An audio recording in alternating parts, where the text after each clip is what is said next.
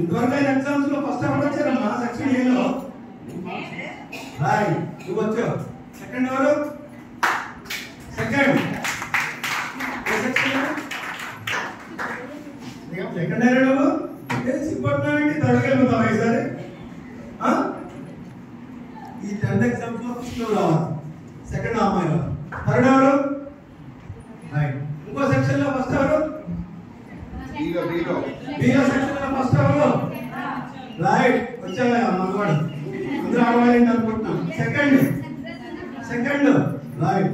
Third right. ఎందుకు అడుగుతున్నాను ఇవన్నీ? మీరు ఎప్పుడైనా హెడ్ మాస్టర్ గారి రూమ్ లో చూసారా పేర్లు? బోర్డు మీద పేర్లు ఉన్నాయా? ఏమో రాస్తున్నాయి అందులో? పలానా సంవత్సరంలో పలానా ఆయనకి స్కూల్ కోర్స్ వచ్చింది. చూసారా ఎప్పుడైనా బోర్డు? చదివావా? ఎప్పుడైనా చదివారా మీరు? మీ వాళ్ళు ఎవరు ఉన్నారు అందులో? ఇప్పుడు నీ పేరు రావాలి, వస్తుందా?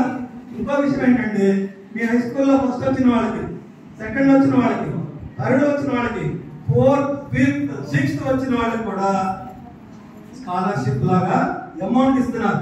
అది తెలుసా మీకు? అది ఏర్పాటు చేసింది కూడా ఉంగరాల రవీంద్ర కుమార్ గారని, రవీంద్ర గారు. ఆయన వచ్చిన వాళ్ళకి ఆ ఇచ్చిన అమౌంట్ మీద మీకు క్యాష్ ఇవ్వడం జరుగుతుంది.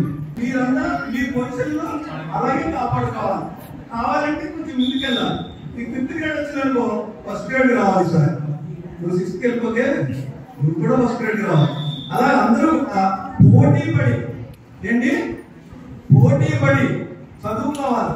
మనకి 3 ఆప్షన్స్ ఉన్నాయి. ఏంటి అవి? ఏంటి 3 ఆప్షన్స్? చదువు, 3 అవే. అర్థమైందా? ఇంకోటి ఏం లేదు. ఇప్పుడే కాదు, లైఫ్ లో అందరికీ కూడా అదే. అందరూ కూడా ఎడ్యుకేట్ చెప్పాల్సిందే. జీవితాంతం కూడా చదువుకోవాలి. జీవితాంతం చదువుకుంటాకి 3 రకాలు ఉన్నాయి. ఇప్పుడు మీరు పాఠ్య పుస్తకాలు చదువుకుంటారు, మీరు ఇంకో పుస్తకాలు చదువుకుంటున్నాం. ఆయన రాజకీయం చదువుకుంటున్నాడు, ఈ సమాజాలు చదువుకుంటాడు, ఆయన దైవ శక్తిలో ఉన్నాడు. అంతే కదా? అందరూ కూడా చదువుకుంటున్నారు. మీరు కూడా చదువుకోవాలి. ఈ వారం రోజులు, 4 రోజుల్లో కూడా మీరు ఏం చేశారో, ఏం తిన్నారో, ఎక్కడ పడుకున్నారో, ఎప్పుడు పడుకున్నారో ఎవరికి అక్కర్లేదు. మీరెంత చదువుకున్నారో మీకు వచ్చే మార్కులను బట్టి తెలుస్తుంది. కూర్చోండి మీరందరూ. అందువల్ల మిగతా వాళ్ళు కూడా ఆ 10 మంది ఉంటారు కదా టాప్ 10 లో, అందులో నువ్వు కూడా రావాలి సార్. అలా ప్రయత్నం చేయాలి అందరూ. అర్థమైనా? నా స్పీచ్ గుర్తుంటుందా? ఎగ్జామినేషన్ హాల్లో కూడా నా స్పీచ్ గుర్తుండాలి. ఆయన ఎలా చెప్పారు, ఆ బోర్డు మీద మన పేరు ఉండాలి.